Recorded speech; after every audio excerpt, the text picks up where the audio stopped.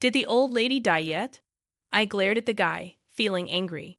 He was my ex-husband who left his blind mother to run away with his mistress.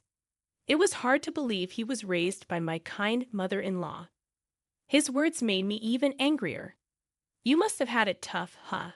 Now you're free to do whatever you want, though there's only so much an old lady like you can do. He laughed rudely. I hid my anger behind a smile and replied, yeah, I just inherited $3 million, so I'm going to enjoy my freedom from now on. His smirk disappeared as he realized I wasn't the person he thought I was. My name is Grace. I'm 63 now. I married young and moved in with my in-laws. Despite their kindness, my husband disappointed me. I divorced him 10 years ago when I was 53. Our kids were teenagers then, and it was tough supporting them and my blind mother-in-law.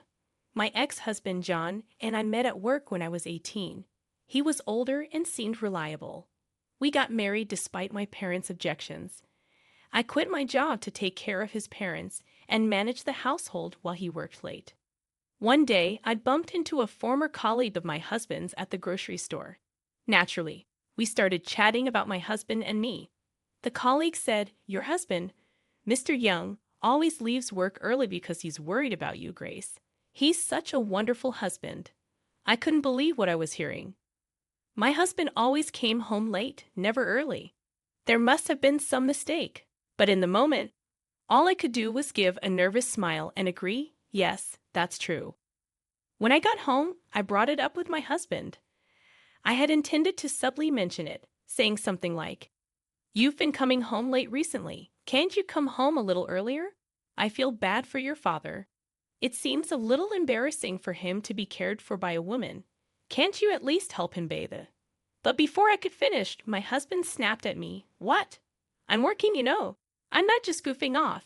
Tell my dad not to be so demanding. But his father wasn't asking for anything. It was just how I felt. My husband seemed unwilling to help with caregiving, and his defensiveness bothered me.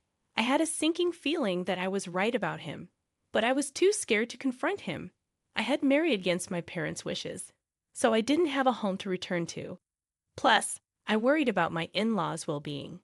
In the end, I chose to carry on as usual.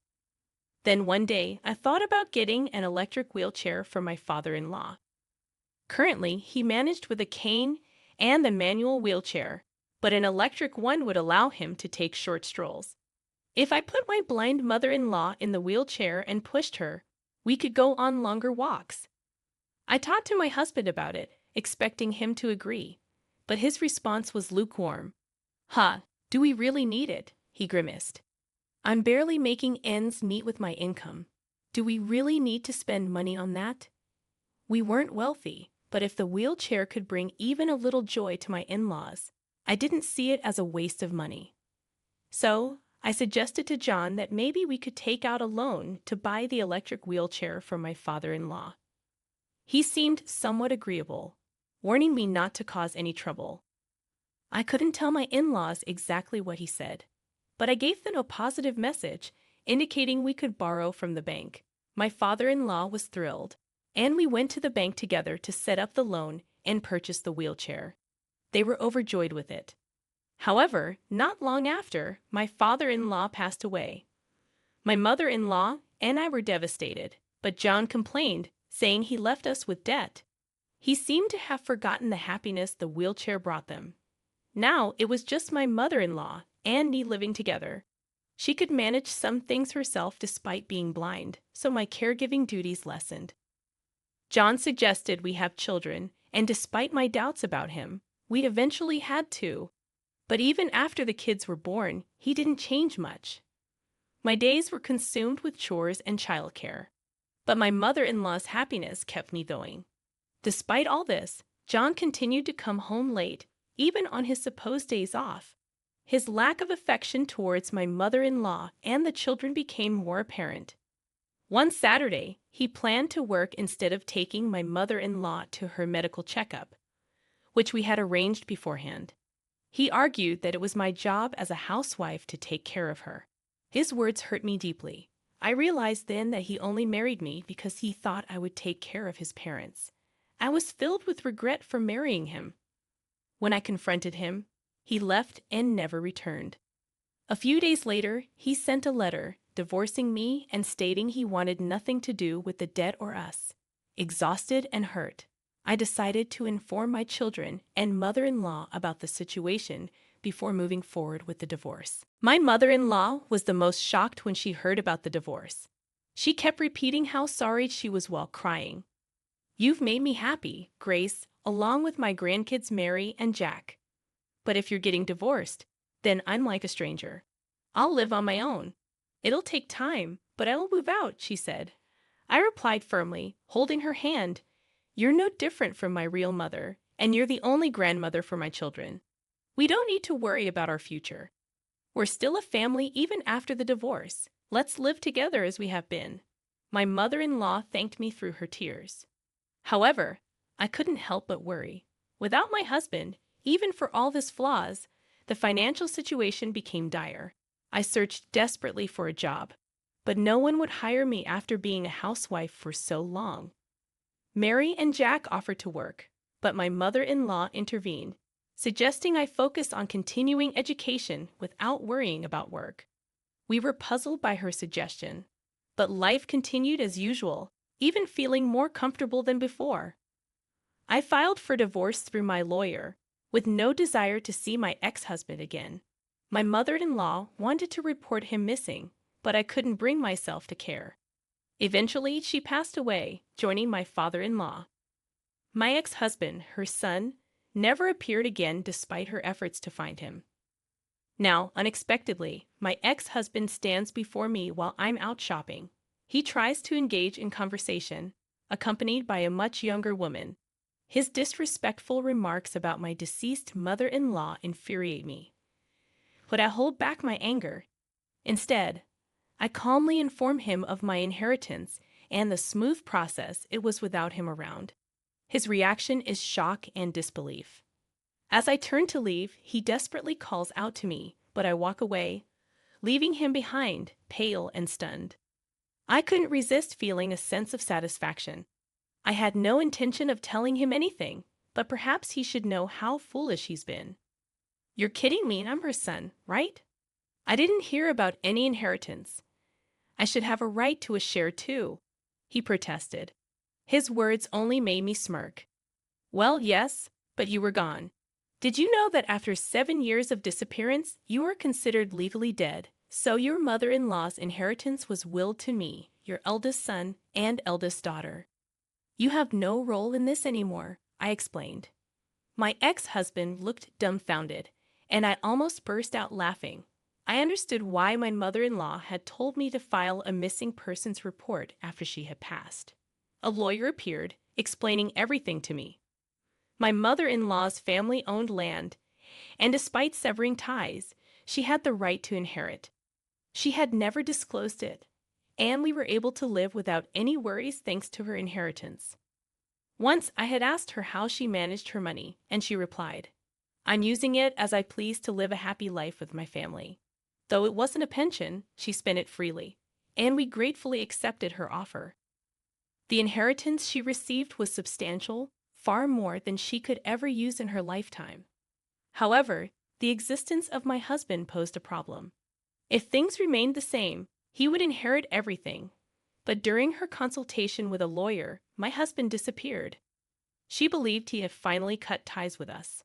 She was sad to part from us, but planned to move into a nursing home with assisted living, using up almost all of her inheritance to avoid leaving any troubles behind.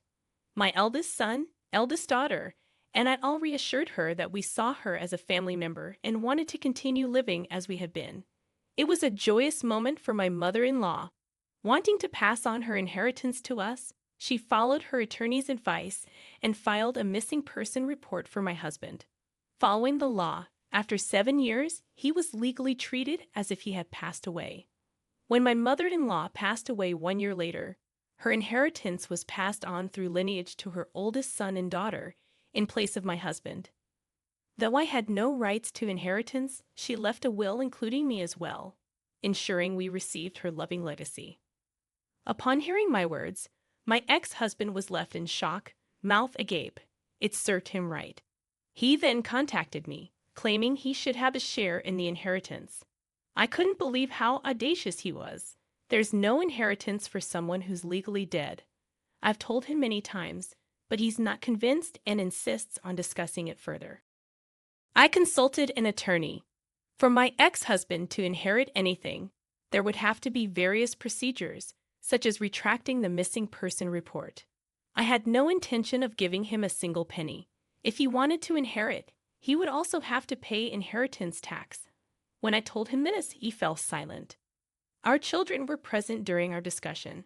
He claimed he couldn't take off work or handle the procedures, insisting we should pay his share. I was disgusted by his defiance. Apparently, he's now working a day-to-day job and struggling financially. He had left his previous job due to chronic absences and owed a debt to a previous lover. Even when he explained this, I couldn't understand him. Then, I asked about the woman he was with the other day. He arrogantly replied that she's the one he's been looking for. But they're not married, only together for half a year.